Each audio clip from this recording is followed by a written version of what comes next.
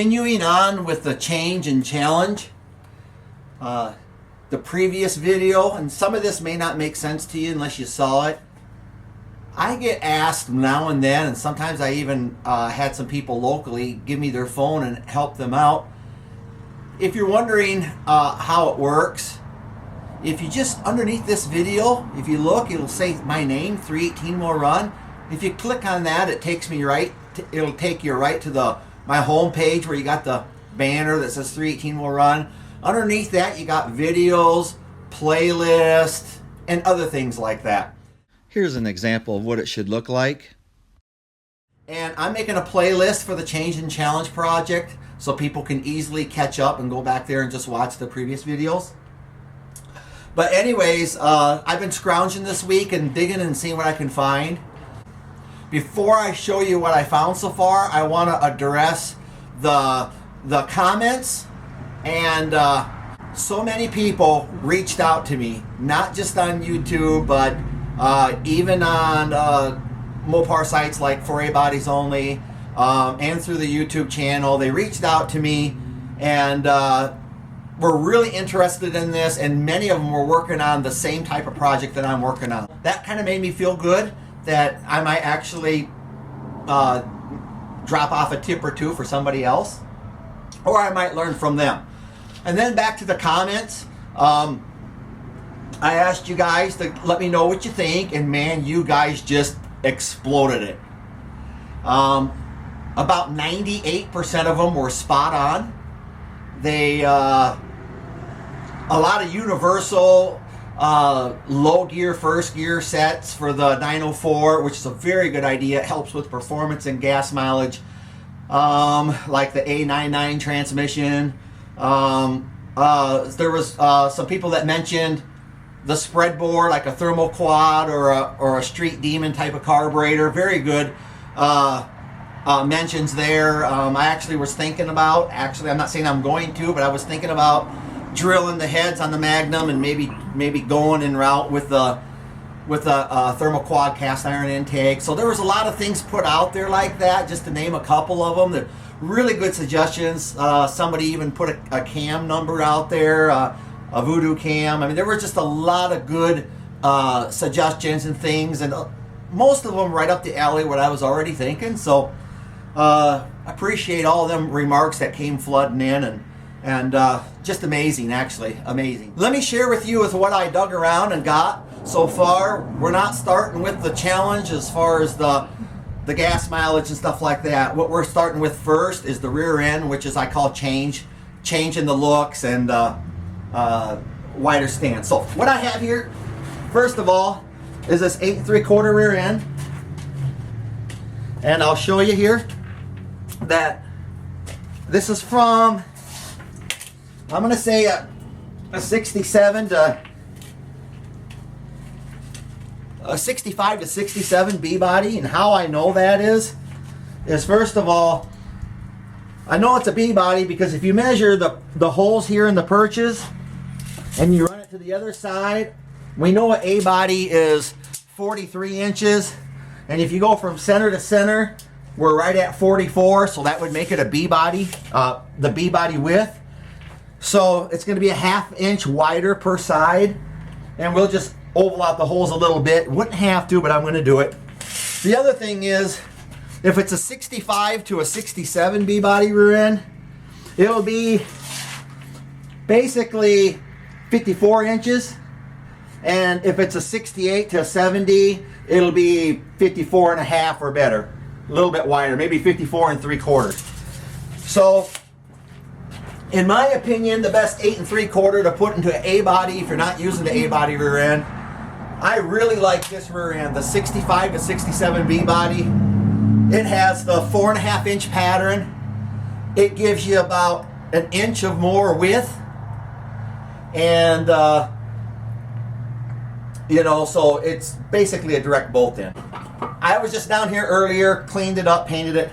This one in particular, I must have got it 20 years ago at a junkyard. I didn't store it right. It's got a lot of pits in it. I could buy better, but I'm going to use this just because I have it. So that's the rear end we're going to put inside there. To mount them, I think I'm going to use these. This takes the place of the shock mount, and the shock just bolts right to here.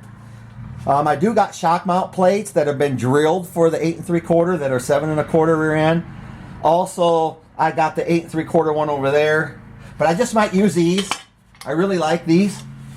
Kind of a traction bar mount, shock mount, all in one. These are the axles I pulled out. As you can see, it would have to have new bearings put on it. It's gonna have to have. It's got a busted off stud, so. I'm not sure. I might just go ahead and order brand new axles from Dr. Div, and they come with new bearings and new studs and everything. But I'll decide that if that's how I'm going to do that. I was able to scrounge up some backing plates. Obviously, it needs all new brake hardware, but I got some backing plates here that I can use. This right here has my 294 gears in it that I said I wanted to run. And then for the rear tires, these will match the fronts that I got on there. They're regular Rally Sports. But these are 15-inch. And mounted on here, they're 235/60 15s. Got the big bolt pattern for what I'm going to use back here. The important thing is the rear end is going to be wider, and I'm going to have wider tires. Some people had a really good suggestion. Offset the rims, leave the rear end in, to be a lot less work. I agree it would be, but there's a couple of things that that does not address. First of all, in the first video, Change and Challenge, I did not mention that the Duster has a 7 1/4 in it. Now the 7 1/4s are known to not be super strong. I call them a slant 6/318 two-barrel rear end. But I've been beating on that one ever since we've owned it.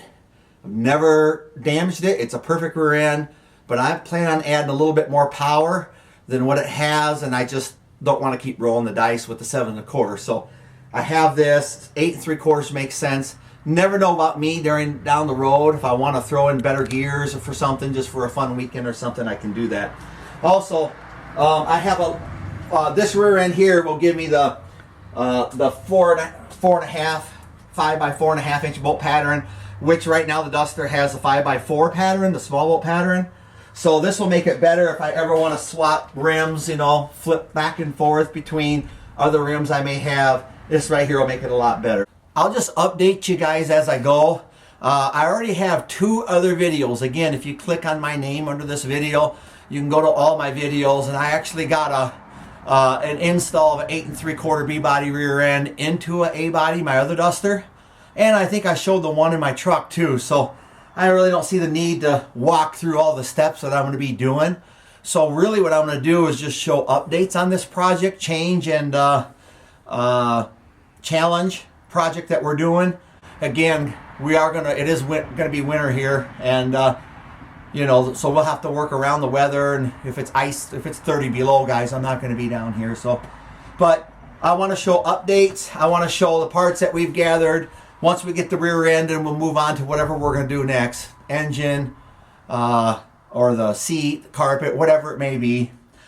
Oh, yeah, I'll have to shorten the drive shaft too. Anytime you go from a 7 1/4 to a 8 3/4, you're going to have to shorten the drive shaft. Forgot to throw that in there. That won't cost you any extra. It's free info. If that car would have already had an 8 1/4 in it, I could have just used the backing plates off of that. I showed that on my other videos too.